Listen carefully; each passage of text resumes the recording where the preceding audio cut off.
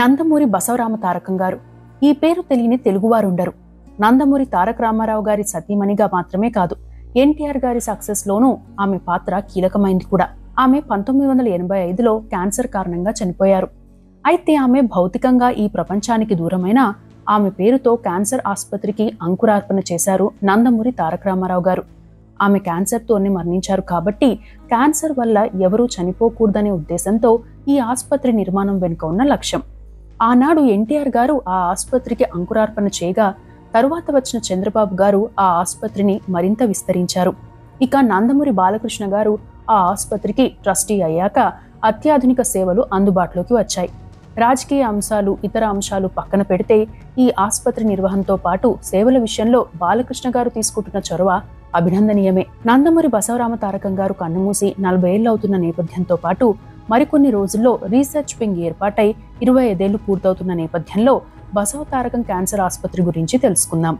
నందమూరి తారక రామారావు గారు 1982 మార్చి 29న పార్టీ స్థాపించి ఆ తరువాత ఎన్నికల్లో 199 సీట్లు గెలిచి అధికారంలోకి వచ్చి రికార్డ్ క్రియేట్ చేశారు. ఆయన సీఎం అయ్యాక కొన్ని రోజులకు అంటే 1984లో చికిత్స కోసం అమెరికా వెళ్లారు. తిరిగి వచ్చేటప్పటికి నాదెండ్ల భాస్కర్ రావు గారి ఎపిసోడ్ జరిగింది. ఆ తరువాత అసెంబ్లీని రద్దు చేశారు ఎన్టీఆర్ గారు. ఆ ఏడాది జరిగిన ఎన్నికల్లో టీడీపీ 202 సీట్లు గెలిచింది. మరోసారి ఎన్టీఆర్ గారు సీఎం అయ్యారు. అయితే అప్పటికి ఎన్టీఆర్ గారు అటు రాజకీయాల్లో ఇటు సినిమాల్లోనూ బిజీగా ఉండగా కుటుంబ నిర్వహణ బాధ్యతను భుజాన వేసుకున్నారు బసవ తారకం గారు. తమ 12 మంది సంతాన బాగోగులు చూడడంతో పాటు ఎన్టీఆర్ గారు ఎంత బిజీగా ఉన్నా ఖచ్చితంగా ఇంటి నుండి క్యారేజ్ పంపించేవారట. అయితే అప్పటికే ఆమె అస్వస్థకు గురయ్యారు. క్యాన్సర్ కు చికిత్స చేయించుకున్నారు. అయితే అప్పటికే పరిస్థితి చేయి దాటిపోవడంతో అక్టోబర్ 1న చనిపోయారు. ఇక భార్య చనిపోయిన బాధ నుండి బయటపడేందుకు ఎన్టీఆర్ గారికి చాలా సమయమే పట్టింది. ఇంట్లోనే ఆమెకు ప్రత్యేక మందిరం కట్టించారు. రోజు బయటకు వెళ్లేటప్పుడు ఆమెకు నమస్కారం చేసుకుని వెళ్లేవారట. ఇక రాజకీయంగా, సినిమాల పరంగా ఎంత బిజీగా ఉన్నా బసవ తారకం గారిని మర్చిపోలేకపోయారు. అదే సమయంలో ఇంత డబ్బు ఉన్నా తన భార్యను కాపాడుకోలేకపోయాననే బాధ కూడా ఉండేదట. క్యాన్సర్ ని తొలినాళ్ళలోనే గుర్తిస్తే చాలా వరకు బయటపడొచ్చని డాక్టర్లు చెప్పిన మాటలు ఎన్టీఆర్ గారిలో బలంగా నాటుకుపోయాయి. ఆ టైంలోనే ఎన్టీఆర్ గారికి ఓ ఆలోచన వచ్చింది. క్యాన్సర్ బాధితులకు అండగా ఉండేలా ఓ సంస్థను పెట్టాలని అనుకున్నారు. అయితే తాను ఎంత డబ్బైనా పెట్టగలను, కానీ ప్రజలను భాగస్వాములను చేస్తేనే అది సద్వినియోగం అవుతుందని, అంతేకాకుండా తరువాతి కాలంలో కూడా చాలా మందికి స్ఫూర్తి నింపుతుందని భావించారు. అప్పుడే తాను ఎన్నాళ్ళ నుండో అనుకుంటున్న ఓ సినిమా స్టోరీని బయటకు తీశారు. అదే బ్రహ్మర్షి విశ్వామిత్ర సినిమా. ఆ సినిమా ద్వారా వచ్చిన డబ్బు మొత్తాన్ని బసవ తారకం ఆసుపత్రికి ఇవ్వాలని నిర్ణయించుకున్నట్లు ప్రకటించారు కూడా. ఒక రకంగా చెప్పాలంటే 1988లో ఎన్టీఆర్ గారు ఎంత బిజీగా ఉన్నా ఆసుపత్రి నిర్మాణం కోసమే ఈ సినిమాను వేగవంతం చేశారు. అయితే అప్పుడే మరో సమస్య కూడా వచ్చింది. అది ఎన్నికల సమయం కాబట్టి, మతపరమైన అంశం కాబట్టి ఆ సినిమా ఎన్నికలపై ప్రభావం చూపుతుందని, ఆ సినిమాను అడ్డుకోవాలని ప్రతిపక్షాలు, ముఖ్యంగా కాంగ్రెస్ నాయకులు విమర్శించారు. ఈ సినిమాను ఆపాలని కోర్టును ఆశ్రయించారు కూడా. అయితే ఎన్టీఆర్ గారు మాత్రం తాను సహజంగా నటుడినేనని, సీఎం కాకంటే ముందే తాను ఇటువంటి చిత్రాలు చేశానని, ఈ సినిమా నిర్మాణం వెనుక ఎటువంటి రాజకీయ కోణం లేదని చెప్పారు. ఎన్టీఆర్ గారి లాయర్ చెప్పిన వాదనతో ఏకీభవించిన కోర్టు ఆ సినిమాకు అనుమతి ఇచ్చింది. ఆ సినిమాను కూడా ఎన్టీఆర్ చారిటబుల్ ట్రస్ట్ బ్యానర్ తో నిర్మించారంటే ఆ సినిమా వల్ల వచ్చే డబ్బును ఎందుకోసం వినియోగించాలనుకున్నారో అర్థం చేసుకోవచ్చు. ముందుగా బసవ తారకం ట్రస్ట్ పేరుతో మాతా శిశు సంరక్షణ కేంద్రాన్ని ఏర్పాటు చేయాలనుకున్నా భారీ స్థాయిలోనే ఓ ట్రస్ట్ పెట్టాలని భావించారు. హిందీలోనూ ఈ సినిమాని నిర్మించారు. ఈ మూవీలో మీనాక్షి శేషాద్రిని హీరోయిన్ గా తీసుకున్నారు. అలా 1989 జూన్ 18న రామకృష్ణ సినీ స్టూడియోస్ లో ఈ సినిమా ప్రారంభమైంది. ఓవైపు ఆసుపత్రి నిర్మాణ పనులు జరుగుతుంటే మరోవైపు సినిమాకు ఎన్నో అవాంతరాలు వచ్చాయి. చివరికి 300 ప్రింట్లతో 1991 ఏప్రిల్ 16న భారీ స్థాయిలో రిలీజ్ చేశారు. అప్పట్లోనే 5.5 కోట్ల ప్రీ రిలీజ్ బిజినెస్ జరిగినా రిలీజ్ తర్వాత ఈ సినిమా ఎన్టీఆర్ గారు అనుకున్న స్థాయిలో ఆడలేదు. బయర్లకు, డిస్ట్రిబ్యూటర్లకు కొంత డబ్బును వెనక్కిచ్చేశారు. తాను రెమ్యునరేషన్ అట్టి పెట్టుకోలేదు కూడా. అయినప్పటికీ తాను ముందుగా చెప్పిన ప్రకారం ఓ ఆసుపత్రి నిర్మించేందుకు నిర్ణయించుకున్నారు. మరో విషయం ఏంటంటే ఈ సినిమా హిందీ వర్షన్లో జూనియర్ ఎన్టీఆర్ తో అంటే తారక్ తో శకుంతల, దుష్యంతుల కుమారుడిగా చిన్నారి వేషం వేయించారు. ఈ సినిమాతోనే జూనియర్ ఎన్టీఆర్ సినిమాలకు పరిచయం అయ్యారు కూడా. ఇక అంతకు ముందే అంటే 1989లో జరిగిన ఎన్నికల్లో టీడీపీ ఓడిపోయి కాంగ్రెస్ పార్టీ అధికారంలోకి వచ్చింది. మర్రి చెన్నారెడ్డి గారు సీఎం అయ్యారు. అప్పటికే ఆసుపత్రి ప్రతిపాదన ఉన్న నేపథ్యంలో ఆ ప్రభుత్వం కూడా సానుకూలంగానే స్పందించింది. అలా 1989లో బంజారా హిల్స్లో 7.35 ఎకరాల ప్రభుత్వ స్థలాన్ని సంవత్సరానికి 50,000 రూపాయల చొప్పున లీజుకు తీసుకున్నారు. అయితే ప్రభుత్వం నుండి భూములు తీసుకుని ఆసుపత్రి నిర్వహిస్తున్నందున అందులో 25% పడకలు, రోజు 40% అవుట్ పేషెంట్లకు ఉచితంగా వైద్యం అందించాలనే కండిషన్ పెడుతూ అదే ఏడాది జీవో 437 కూడా రిలీజ్ అయింది. అయితే ఈ ఆసుపత్రిలో కేవలం 25% మాత్రమే కాకుండా సింహభాగం ఉచిత చికిత్సలే జరుగుతున్నాయి. ఆ ఆసుపత్రికి ఎన్టీఆర్ గారు భూమి పూజ చేసిన రోజున చాలా భావోద్వేగానికి గురయ్యారట. చాలాసేపు బసవతారకం గారి ఫోటోను చూస్తూనే ఉండిపోయారని కొందరు టీడీపీ నేతలు అప్పట్లోనే వ్యాఖ్యానించారు. ఆసుపత్రి నిర్మాణానికి కూడా కొందరు దాతలు సహకరించారు. ఏడాదిలోనే తొలి భవనాన్ని నిర్మించారు. అప్పటి నుండి ఆ ఆసుపత్రి క్యాన్సర్ పేషెంట్లకు చికిత్స అందిస్తోంది. ఇందుకోసం అమెరికాలో ఉన్న వైద్యులను ప్రత్యేకంగా పిలిపించేవారు ఎన్టీఆర్ గారు. ఆసుపత్రి నిర్మాణానికి మరికొన్ని నిధులు అవసరం కావడంతో ఎన్టీఆర్ గారు బ్రహ్మర్షి విశ్వామిత్ర ద్వారా నష్టపోయిన డబ్బును మేజర్ చంద్రకాంత్ సినిమాలో నటించి సమకూర్చారు.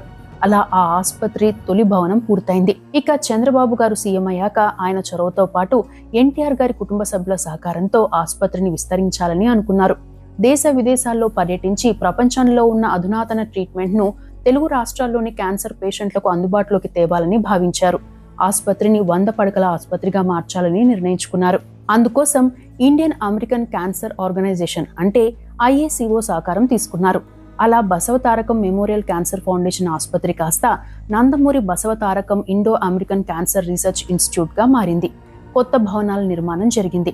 2000వ సంవత్సరం జూన్ 22న అప్పటి ప్రధాని అటల్ బిహారీ వాజ్పేయి గారు దీన్ని ప్రారంభించారు. ఆ టైంలో టీడీపీ ప్రభుత్వం అధికారంలో ఉండడంతో పాటు కేంద్రంలోనూ టీడీపీ పార్టీ కీలకంగా ఉంది. మరికొన్ని రోజుల్లో ఈ ఆసుపత్రి 25 ఏళ్లు పూర్తి చేసుకుంటుంది కూడా. ఇక ఈ ఆసుపత్రి ప్రారంభించిన తరువాత అనేక ఇబ్బందులు వచ్చాయి. ఎప్పటికప్పుడు విదేశాల నుండి అధునాతన ట్రీట్మెంట్ కోసం పరికరాలను తెప్పించుకునేందుకు కూడా సమస్యలు వచ్చేవి. ఆ టైంలో కోడెల శివప్రసాద్ గారు, కాకర్ల సుబ్బారావు గారు, నోరి దత్తాత్రేయ గారు ఇలా చాలా మంది వైద్యులు అండగా నిలిచారు. ప్రభుత్వాలు కూడా సహకరించాయి. ఇక ఈ ఆసుపత్రిలో ఓవైపు క్యాన్సర్ చికిత్స కోసమే లక్షల్లో ఖర్చు అవుతోంది.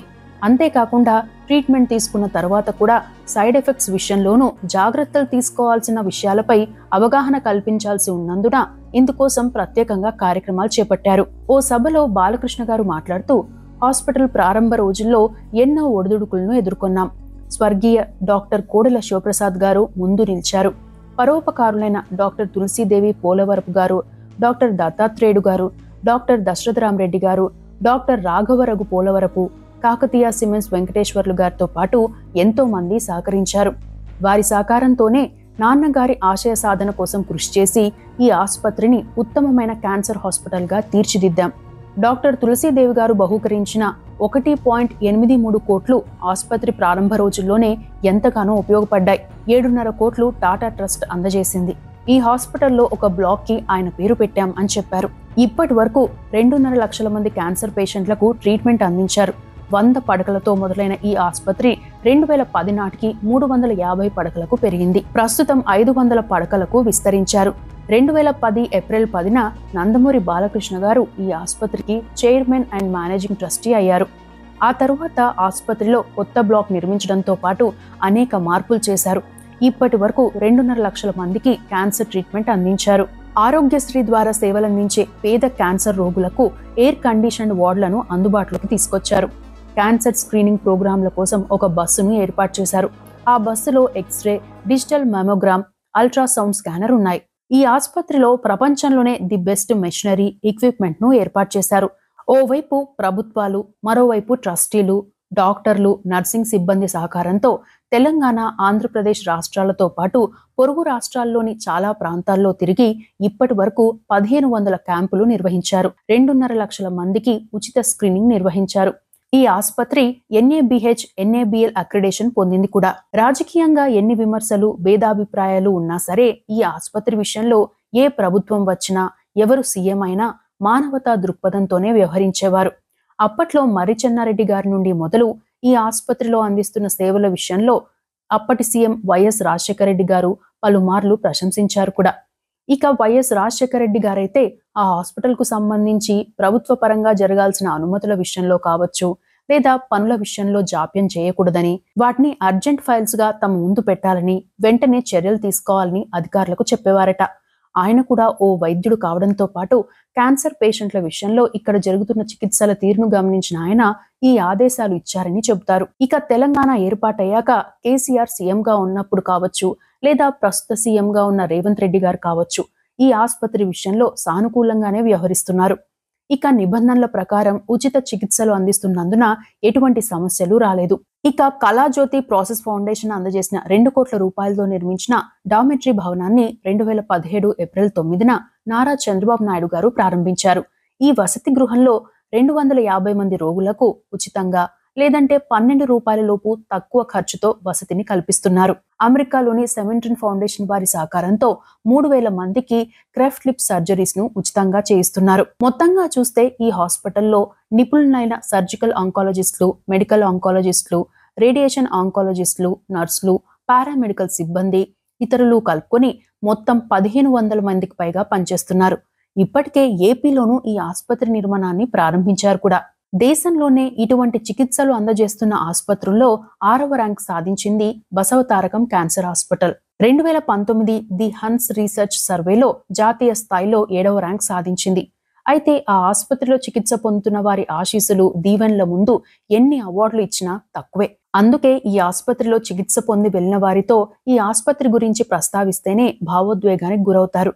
తమ ప్రాణాన్ని నిలిపిన ఈ ఆసుపత్రి పేరును కనీసం రోజుకు ఒక్కసారైనా తలుచుకుంటారంటే ఈ ఆసుపత్రిలో చికిత్సలు ఎలా ఉంటాయో అర్థం చేసుకోవచ్చు. మొత్తంగా చూస్తే బసవరామ తారకం ఆసుపత్రి విషయంలో పూర్తి సేవాభావంతో పనిచేస్తున్న ఎన్టీఆర్ గారి కుటుంబ సభ్యులు, ముఖ్యంగా నందమూరి బాలకృష్ణ గారితో పాటు ఈ ఆసుపత్రి విషయంలో సహకరిస్తున్న ప్రభుత్వాలు, ఆయా సీఎంలు, ఈ ఆసుపత్రిలో పనిచేస్తున్న 1500 మంది వైద్యులు, సిబ్బంది, అందరికంటే ముఖ్యంగా ఈ ఆసుపత్రిలో క్యాన్సర్ పేషెంట్లకు ఉచితంగా తక్కువ ఖర్చుతో చికిత్సలు అందేలా సహకరిస్తున్న దాతల సేవలు మాత్రం మరువలేనివి. వారందరికీ ఖచ్చితంగా కృతజ్ఞతలు చెప్పడం కూడా బాధ్యతే అని చెప్పవచ్చు. ఇవి బసవతారకం క్యాన్సర్ ఆసుపత్రికి సంబంధించిన అంశాలు.